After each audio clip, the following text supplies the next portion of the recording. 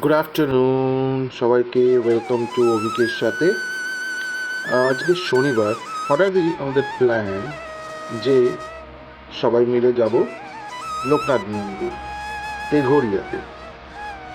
তো সকাল সকাল প্ল্যান আমাদের বেরোনো হলো মোটামুটি ওই দুপুরের দিকেই। কারণ কি বিকাল থেকে যে ওদের টাইমিংসটা আছে ওই 5টা থেকে নর্মালি 7টা পর্যন্ত, তারপর 7টার পর আরতি আরতি হয়ে মোটামুটি ওই মন্দির বন্ধ হতে হতে 7:30 8টা এরকম। তো আমরা বেরিয়ে পড়লাম। তো যেহেতু মা আছে, ওয়াইফ আছে, বাচ্চাটাও আছে, বাবাও আছে, আমরা সবাই মিলেই চললাম একটা ক্যাব বুক করে। তো ক্যাব মোটামুটি আপনার মানে এই যেহেতু বেহালা থেকে তেঘুরিয়া নিয়ার টু 400 500 এরকম ফেয়ার। তো আমরা গিয়ে ওখানে পৌঁছে মোটামুটি ওই ধরুন 5:45-5টার দিকেই, তখনও দরজা খোলেনি, মোটামুটি ফাঁকাই ছিল। এরপর এই মন্দিরে আমি অনেক ছোটোবেলায় এখানে আমি গিয়েছিলাম, তখন অনেকটাই আলাদা ধরনের ছিল।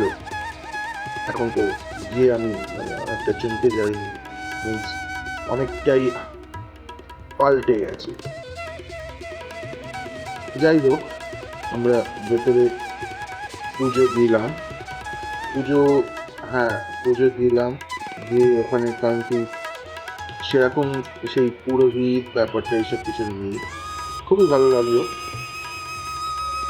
আর ওখানকার অ্যাটমসফিয়ারটা থেকে শুরু করে সব কিছুই খুবই নীরব, শান্ত। ভেতরে ছবি তোলা অ্যালাউড নেই, তবুও আমি কোনো মতে একবার ছবি তুলেছিলাম, আমাকে বারণ করেছিল, তাই আমি আর পর্দার কোনো এক ছবি তুলিনি। তো আস্তে আস্তে লোকের ভিড় বাড়তে থাকে। তারপর মোটামুটি ধরুন ওই 6:30 7টার থেকে লোকের ভিড়টা খুবই হয়, খুবই মিন্স, কারণ কি সেই সময় আরতি আরতি দেখার জন্য সবাই আসেন।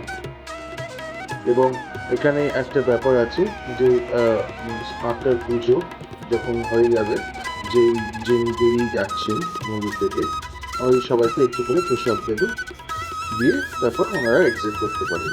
এই হচ্ছে ব্যাপার। অনেকদিন পর সবাই মিলে যাওয়া, খুবই ভালো লাগলো।